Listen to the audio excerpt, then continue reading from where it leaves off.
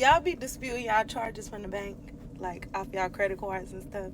Like, for real, after y'all buy something legit, about something, and really call the bank and say, oh, nah, that was not me. That's a fraudulent charge, and I want my money back. Okay, so I went to see Young Miami last weekend at the club. And I called the bank about my subscriptions, trying to get my money back from the subscription I canceled.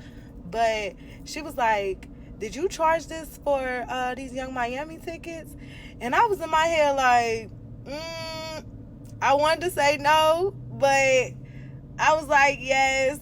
But I wanted to say no, but I'm like, damn, if I would have said no, I would have got all my money back from that party that I went to. But I know people really be doing that. Like, they really be calling the bank saying that was not them and it really was them. I might need to try that. Do y'all be trying that? Oh, hey, y'all. So this is what I wanted to tell y'all. So if you're taking a lot of lifts, you can dispute the charges on the lift and get your money back. Because you get paid for them waiting for them waiting for you. Like today, like I just disputed all the charges on my lift. I got back like $8 like from my account. She talking about $8. What can you buy with $8, man? Not much. Might be able to hit Dollar Tree and get a couple items, but $8 ain't gonna do much in this economy, lady. It's not worth the risk. So dispute them charges on your Lyft. Go to your Lyft account, go to the rider, go dispute charges, and then you will see all them wait time fees that you're being charged extra for. So yeah, do that. Somebody said, are you that broke? Now listen, I don't know what she mean by wait time fees.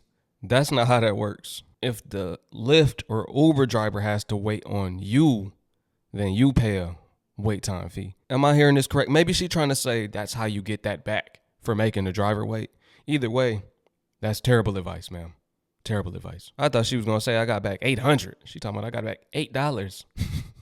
Man, times must be real, real hard if $8 is a lot. I am not a financial advisor. This is not financial advice. And I'm not telling anybody to break any laws in any way. Terms of service, we good? We good? TOS? All right. Listen, fraud transactions, bank transactions, disputing. You're disputing a transaction on your account in any way. I heard a story. Some lady charged $7,000. She accidentally put in the tip for $7,000 at a Subway. Listen. You go to a hotel, they charge you the $300 or $500 fee for the smoking in the room, or any transaction. I don't care, as long as it's not an ATM transaction where you input your PIN number. I never admit that was me doing it. Look, man, I'm asleep in the bed. My card is in my wallet. My wallet is in my pocket. I see the transaction.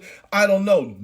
I never admit that was me in there doing. You do, then that's a merchant dispute. You got to take it up with the store. What always gets me every time is them coming online to promote their crime. Crime shame. Boy, if the police really scrub the internet and download all of these videos and start apprehending all of these people, start doing investigations based upon what they're saying, then everyone's cooked. All the scammers are cooked. They just got to share it with everybody. Any little piece of information that they think they have to get over, they got to post about it. Meanwhile, you can tell they don't even got no money like that with them fake chains on your neck. PSA to all scammers, when you call your bank and say, hey, I never got that service, or they didn't give me what I paid for, the bank is going to call that service provider and say, hey, is this true? And if the service provider has a receipt with your signature on it, or maybe a picture of you in the wig that they sold to you, your bank is not going to go through with the dispute. The service provider says, imagine coming to get your hair done and then telling your bank that you never got the service done. Like I didn't take pictures of you. Facts. Look, when I was running my clothing brand, Only Escape, I had people doing chargebacks. Meanwhile, the tracking number shows that the package was delivered. They would even message me, I never got my order. I'm like, it said it was delivered 2 days ago. Dude responded, oh yeah, I love the hoodie. I'm like, you thought I couldn't track the package? Then I had other people, they really got it and disputed it and won. I'm like, how do y'all win? But when I dispute something that really didn't come, it's showing that the tracking number didn't move. I got scammed. This happened a couple times. I didn't get my money back. Some people realistically, They get free clothes, free hairdos, free haircuts, even pizza parlors. Pizza shops said they get a lot of chargebacks, believe it or not. People get free food doing chargebacks. Some people are living for free off of charging back everything that they buy. I don't know. Some banks, like Navy Fed, for instance, they automatically post the credit. Then they do the investigation. You're going to jail. As you can see here, the bank is saying, thanks for sending us evidence to challenge this dispute with the cardholders bank. We are currently double checking your response. If we have everything we need, we'll send this on to the bank for you.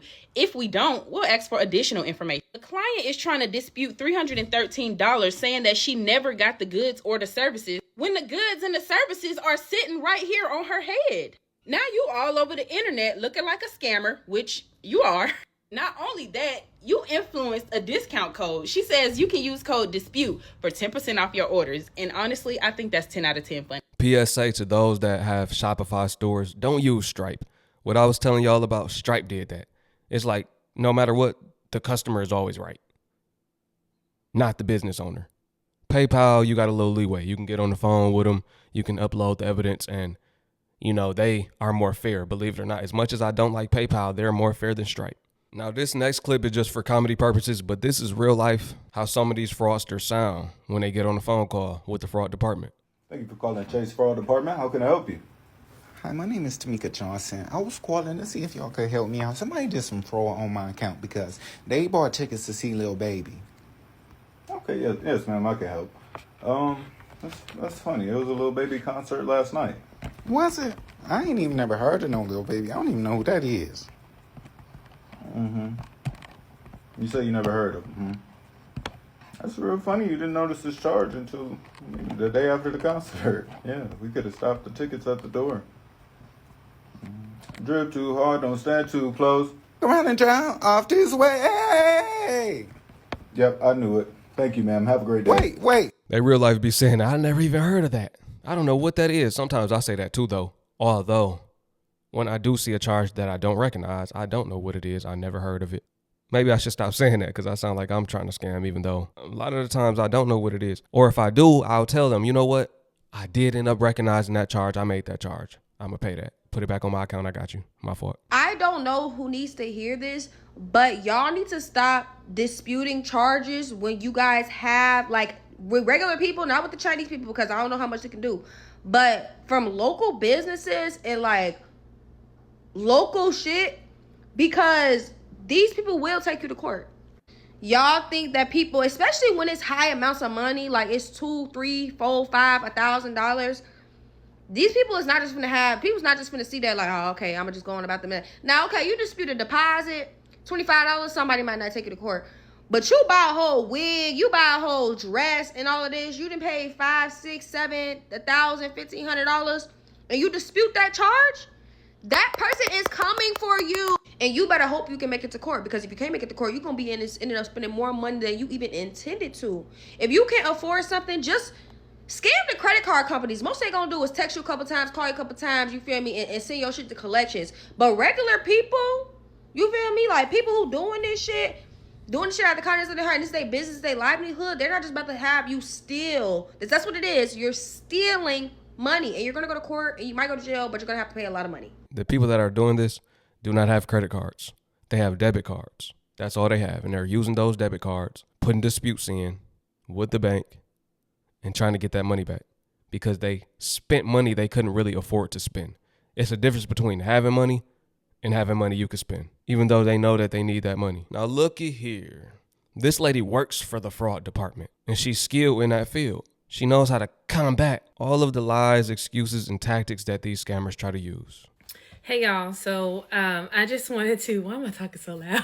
Just come on here and kind of give like a PSA, or not even a PSA, but more so just like some advice. So for those of you who don't know, I do not play softball professionally or bodybuild or anything like that professionally. I do work a regular 9-to-5 job. I am a fraud manager for a top investment firm. So working in fraud, one trend that I am seeing that is on the rise, and it could just be because it is the holiday season. Just because we give you the ability to dispute a transaction, it does not mean that you're off the hook. What I mean by that is just because you dispute it does not mean that it's forgotten about or that we forgive you. Those are being tracked. They are being logged. They are being monitored. And if we continue to see a pattern in those disputes, action is going to be taken. You know, it doesn't necessarily have to be the younger demographic.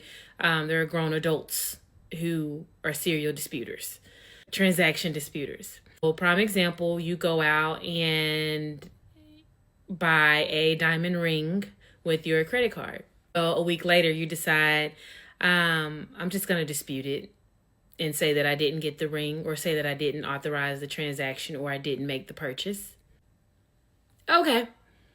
So there's a process that has to go on in the background, an investigation that we conduct. When the merchant, Zales, or whoever you bought that diamond ring from, send us their response and show us all of your information that was required in order to make that diamond ring purchase, and it matches up what we have on file, you're going to be flagged for fraud. Yeah, you're going to be flagged for fraud. That is considered an invalid dispute. Not only is it invalid, it's dishonest. It's stealing. Stop doing it. Now, my thing is, like I said, some people live off of disputes.